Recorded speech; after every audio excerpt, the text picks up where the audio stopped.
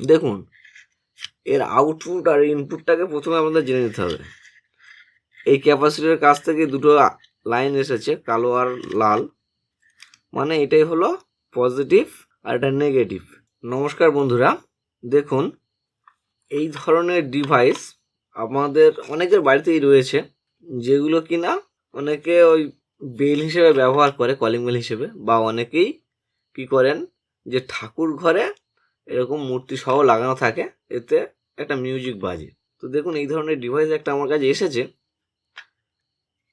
তো যার ছিল তিনি নিজেই এইটা হয়তো খুলেছিল, বলছিল যে কোনো ডিস্টার্ব ছিল, মানে ডিস্টার্বটা কি, ভলিউমটা ভালো কাজ করছিল না, সাউন্ডটা চেপে গিয়েছিল। উনি খুলেছিলেন, খোলার পরে যেটা হয় বাড়িতে খুললে সব ছিঁড়ে কেটে ফেলেছে, তো আর কোনো মতেই ঠিক করতে পারছে না।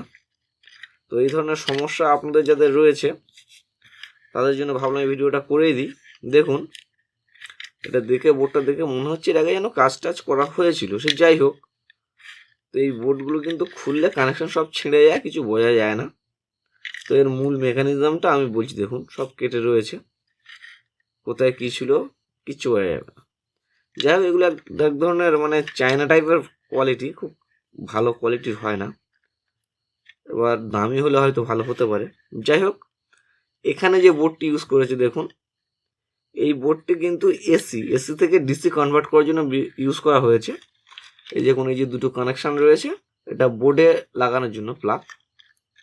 তো এখান থেকে এসি আসার পরে ব্রিজ কানেকশন করা হয়েছে ডিসিতে রূপান্তরিত করার জন্য, ক্যাপাসিটর ব্যবহার করা হয়েছে, আর ভোল্টেজটাকে একটু কমানোর ব্যবস্থা করা রয়েছে। তো কত ভোল্ট আউটপুট করতে পারে তার জন্য দেখুন এই ক্যাপাসিটর দেখেই আমরা বুঝতে পারবো ক্যাপাসিটর গায়ে কত ভোল্ট লেখা আছে। তো দেখুন ক্যাপাসিটর গায়ে লেখা আছে, আমি একটু দেখানোর চেষ্টা করছি আপনাদেরকে।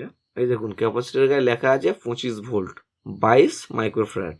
25 ভোল্ট মানে ডবলের একটু বেশি লাগানো থাকে, অর্থাৎ 12 ভোল্ট এখানে কিন্তু সাপ্লাই আসে। অর্থাৎ এই বোর্ডটি, এটাই হলো মূল বোর্ড। এই দেখুন একটা আইসি রয়েছে, আমি আইসিটার নাম্বারটাও আপনাদের দেখিয়ে দিচ্ছি। দেখুন আইসিটির নাম্বার আছে, হ্যাঁ এভাবে একটু ঘুরিয়ে নিই তাহলে দেখতে পাবেন। আমি একটু আপনাদের জুম করে দেখানোর চেষ্টা করছি। দেখুন, জানি না দেখতে পাচ্ছেন কিনা আপনার ক্যামেরায়, না দেখতে পেলেও আমি দেখে বলে দিচ্ছি। FFTA18 নাম্বারের রয়েছে আইসিটি। এগুলো সাধারণত এক ধরনের চিপ আইসি, মানে এর মধ্যে না কোনো মিউজিক ইনস্টল করে দেওয়া যায়, রমের মতো। রম যেমন ফোনের রমে কিছু সফটওয়্যার সেভ করে দেওয়া যায়, এরকম এখানেও কিছু মিউজিক বা অন্য কিছু কোনো সিস্টেম সফটওয়্যার ইনস্টল করে দেওয়া যায় পার্মানেন্টলি ভাবে। এই ধরনের আইসি ব্যবহার করে নিয়েছে, যত সম্ভব এর মধ্যেই মিউজিকটা, মানে যত সম্ভব নয় অবশ্যই এর মধ্যেই মিউজিকটা ইনস্টল করা রয়েছে। এবার এই আইসিগুলোর লেগ আউট আপনাদের খুব একটা বিস্তারিত আমি বলছি না, কিন্তু আপনারা দেখেই যেন করতে পারেন সেইভাবে সহজসাধ্য করে চেষ্টা করছি বলে দেওয়ার জন্য। দেখুন এর আউটপুট আর ইনপুটটাকে প্রথমে আমাদের জেনে নিতে হবে। এই ক্যাপাসিটরের কাছ থেকে দুটো লাইন এসেছে, কালো আর লাল, মানে এটাই হলো পজিটিভ আর এটা নেগেটিভ। বিদ্যুৎ এতে এসেছে ডিসি, এটাও কত ভোল্ট অপারেট হয় এখানকার ক্যাপাসিটর দেখেই বলা যাবে। এই যে ক্যাপাসিটর 25 ভোল্ট লেখা রয়েছে আর 22 মাইক্রোফ্যারাড, তার মানে এটাও 12 ভোল্টে অপারেট হয়। তার মানে এখানে দেখুন একটা এলইডি দেখা যাচ্ছে, এলইডিটা জ্বলে ওঠে, এটা লাগানো থাকে, এটা জ্বলে, দূর থেকে মনে হয় এর ভিতরে লাইট জ্বলছে। লাইটটা অ্যাকচুয়ালি এই লাইট, আমরা দেখব লাইট পর্যন্ত লাইন ঠিক আছে কিনা, তার জন্য আমরা এতে একটু লাইন দিয়েই নেব। তো এভাবে রাখছি, আর আমি নিচে থেকে দেখি একটু লাইন দিয়ে নিই, এসি লাইনই দিয়ে নেবো, কারণ ওটা এসিতে অপারেট হয়। দেখবো লাইটটি জ্বলছে কিনা, হ্যাঁ দেখতে পাচ্ছেন লাইটটি কিন্তু জ্বলছে, তার মানে এই পর্যন্ত ঠিক আছে। এবার এখানে আউটপুট হচ্ছে কিনা এটাও বোঝা যাবে। দেখুন আমরা যদি এটা না বুঝতে পারি যে কোথায় আউটপুট, ধরুন মনে করুন সব কেটে গেছে, তো কোথায় দেবো, এক চান যে ক্যাপাসিটারের দুই প্রান্তে দিয়ে দেবো। ক্যাপাসিটার এদিকটা নেগেটিভ হয় আপনারা জানেন, আর এদিকটা কোনো সিম্বল না, ওটা পজিটিভ। তো আমরা এই সরাসরি দিয়ে দেবো, নেগেটিভটা এখানে রয়েছে আর পজিটিভ এখানে, তার মানে এই সোজাসুজি এটা, তাহলে এই প্রান্তটি এই নেগেটিভ আর এধারে পজিটিভ। এটা সহজ, আপনারা বুঝতে পারবেন যে যতই কেটে যাক, যেখানে বড় ক্যাপাসিটার দেখতে পাবেন ক্যাপাসিটার লেগ অনুসারে দিয়ে দেবেন, পয়েন্ট অনুসারে দিয়ে দেবেন। তো এখানে প্রথমে আমরা ইনপুট করে নিচ্ছি, এদিকটা নেগেটিভ আছে, এদিকটা পজিটিভ আছে। তো আমরা এখানে নেগেটিভটা দিয়ে নেব, এই ধারে নেগেটিভ আছে। খুব ছোট জিনিস তো একটু কাজ করতে অসুবিধা হচ্ছে, আপনারা বুঝে নেবেন। তারটাও মনে হচ্ছে কেটে গেছে। তো দেখতে পেলেন আমি নেগেটিভ আর পজিটিভটা লাগিয়ে নিলাম। এখানে এক জায়গায় যাতে না হয়ে যায় এটাকে একটু ছাড়িয়ে নেব, সুন্দরভাবে পরিষ্কার রাখতে হবে। এই দেখুন এদিকে নেগেটিভ আর এদিকে পজিটিভ আছে, সেটাই দিলাম। এদিকে নেগেটিভ এটি পজিটিভ, ক্যাপাসিটির সঙ্গে দিলেই জানবেন ঠিকঠাক জায়গায় চলে গেছে। এবার দেখুন এখানে যে 3টি জায়গা দেখা যাচ্ছে দেখতে পাচ্ছেন 1 2 3, এখানে কিন্তু অ্যাকচুয়ালি এরকম একটা ভলিউম লাগানো ছিল, ঠিক আছে। হয়তো এর আগে ছিল, কোনোভাবে উঠে গিয়েছিল ফয়েল সমেত, সেই জন্য কোনো মিস্ত্রির থেকে এটা এইভাবে লাগিয়ে নিয়েছিল। যাই হোক,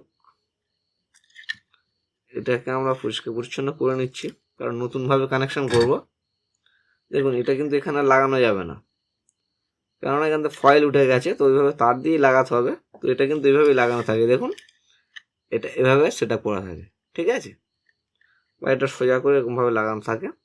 তো এটা ফয়েল উঠে গেছিল বলে তার দিয়ে লাগানো ছিল।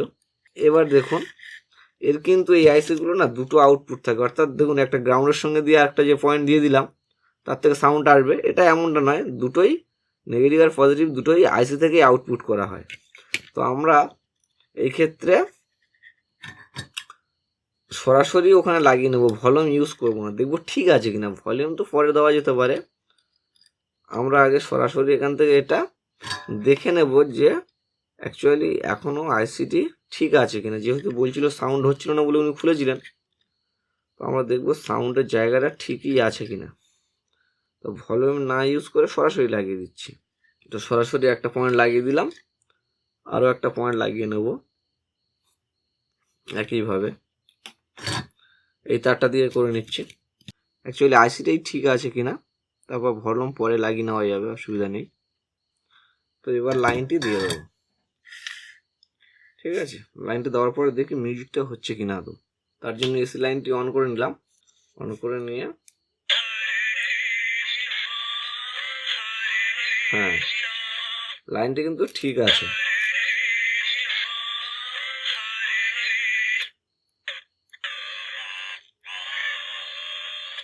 সাউন্ডটা ঠিকই আছে, কিন্তু সত্যি সাউন্ডটা চেপে গেছে। তো ভলিউম ছাড়াই দেখতে পাচ্ছি সাউন্ডটা খুব কম হচ্ছে। আমরা দেখে নেব এটা কিন্তু দুটো কারণে কম হয়, একটা ভলিউম ডিস্টার্ব হওয়ার জন্য হতে পারে, আর একটা কী জন্য হতে পারে সেটা হলো ভোল্টেজ ঠিকঠাক না যাওয়া, ঠিক আছে। কিন্তু এখানে তো আমার মনে হচ্ছে ভোল্টেজে কোনো প্রবলেম নেই। তবু এইখানটা এটা একটু টাইট করে নেওয়ার চেষ্টা করবো স্ক্রুগুলো, এই স্ক্রু দিয়ে এখান থেকে ভোল্টেজটা যায়। তো তো আমরা একবার দেখে নেবো ওটাকে একটু টাইট দিয়ে যে ঠিক আছে কিনা। তার জন্য টেস্টটা নিয়ে নিলাম, নিয়ে এটাকে একটু টাইট দেওয়ার চেষ্টা করব। দেখুন এখান থেকে এইভাবে খুলে ফেলা যায়, এটাকে এইভাবে খোলা যায়, ঠিক আছে। এখান থেকে যে দেখুন চলে আসছে। তো ভোল্টেজের জন্য হতে পারে, ভলিউমের জন্য হতে পারে, কিন্তু ভলিউমের জন্য তো আমরা সরাসরি ডাইরেক্ট করে দিয়েছি, তারপরেও কেন স্লো হচ্ছে, ক্যাপাসিটরটা ফুলেছে কিনা সেটাও দেখব। এটা কিন্তু ঠিকই আছে। তো আরও একবার লাইন দিয়ে দেখব যে কি অসুবিধা হতে পারে। এটা একটু জং মতো লেগেছে বলে মনে হচ্ছে, সেমিকন্ডাক্ট হতে পারে। এগুলো সেমিকন্ডাক্টের কারণে এই ভলিউমের সাউন্ড কিন্তু কম আসে। তো আরও একবার লাইন দিয়ে দেখা যাক কি সমস্যা হতে পারে।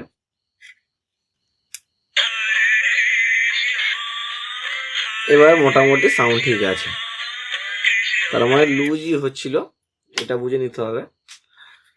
ভলিউম লুজ হলেও হতে পারে, ভোল্টেজ ড্রপ করলেও হতে পারে। তো বুঝতেই পারলেন যে এখানে কিন্তু আগে সাউন্ডটা খুব খারাপ অবস্থায় আসছিল, মানে ভোল্টেজ প্রবলেম ছিল। তবু একবার আরও ক্লিয়ার করে নেওয়ার চেষ্টা করব, ঠিক আছে। এটাকে একদম খুলে নিয়ে পরিষ্কার পরিচ্ছন্ন করে আবার লাগাবো। এখানটায় লুজ হয়ে হয়ে না গরম হয়, এটা দেখতে পাচ্ছি খুলতে চাইছে না। তো এটাকে কোনোভাবে প্রেসার করে খুলে নেব। এই যে দেখুন একটু পুড়ে মতন গিয়েছে, তার মানে এখানে লুজ কন্ট্যাক্ট কিন্তু হচ্ছিল। এই দেখুন কি অবস্থা এটার। এই দেখুন এখানে পজিটিভ নেগেটিভ সব লেখাই রয়েছে। এখানে একটা বড় ফিল্টার ক্যাপাসিটর ইউজ করা হয়েছে, আর এখানেও একটা ইউজ করা হয়েছে লাইটের জন্য। তো লাইটটাও 12 ভোল্ট, আর ওই বোর্ডটাও আইসিটাও 12 ভোল্ট অপারেট হয়। আরও একবার লাইন এভাবে দিয়ে দেখবো কি হচ্ছে। তার জন্য সুইচটা অন করে নিই, সুইচটা অন করে নিলাম, লাইনটা দিয়ে দেখবো, লাইন কিন্তু ঠিক আছে। ঠিক আছে, একটু লুজ হলেই সাউন্ড খারাপ হচ্ছে। এই দেখুন, একটু লুজ হলে দেখুন সাউন্ড খারাপ হচ্ছে, আবার এখানে ঠিক কন্ট্যাক্ট হলে সাউন্ড ঠিক আসছে। ঠিক আছে, সামান্য একটু লুজ হলেই কিন্তু সাউন্ড ভোল্টেজ ড্রপ করছে। এটা দেখার বিষয়। দেখুন সাউন্ড খুব খারাপ আসছে, আবার এটাকে তুলে দেখুন ভালো করে লাগালে সাউন্ড ঠিক আসবে। এটাই হলো বিষয়।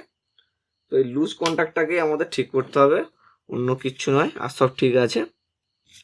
তো আমরা এগুলোকে সুন্দরভাবে পরিষ্কার পরিচ্ছন্ন করে নিয়ে আবার কানেকশানটা লাগিয়ে দেবো। এবার রইল ভলিউম। দেখুন এর যে কোনো একটা তার, স্পিকারের তার খুলে নেবেন, নিয়ে ভলিউম সবসময় এইটা গ্রাউন্ড হয়। ঠিক আছে, এইটাকে বাদ দিয়ে এখানে যেহেতু গ্রাউন্ডের ব্যবহার নেই, এখানে একটা ডাইরেক্ট গ্রাউন্ড লাগিয়ে রাখতে পারেন। একটা এখানে দিয়ে দেবেন, একটা এখানে দিয়ে দেবেন। মানে এখান থেকে একটা তার নিয়ে, মনে করুন এই যে তারটার মাঝখানে যে কোনো তার কাটবেন, কেটে একটা এখানে একটা এখানে দিয়ে দেবেন। এটা কাটলে দুটো প্রান্ত হবে না, যদি মাঝখানে কাটা হয় তাহলে একটা প্রান্ত এখানে একটা প্রান্ত এখানে দিয়ে দেবেন, এটা গ্রাউন্ড দিয়ে দেবেন, দেখবে এটা ঠিকঠাক কাজ করছে। ঠিক আছে, আর ভলিউমটা একটু হেভি কোয়ালিটি নেওয়ার চেষ্টা করবেন, কারণ এই ডিভাইসগুলো না একটু হেভি কোয়ালিটি ভলিউম লাগে। 2-5 টাকার যে ভলিউম, ওটা ব্যবহার না করলে ভালো হয়।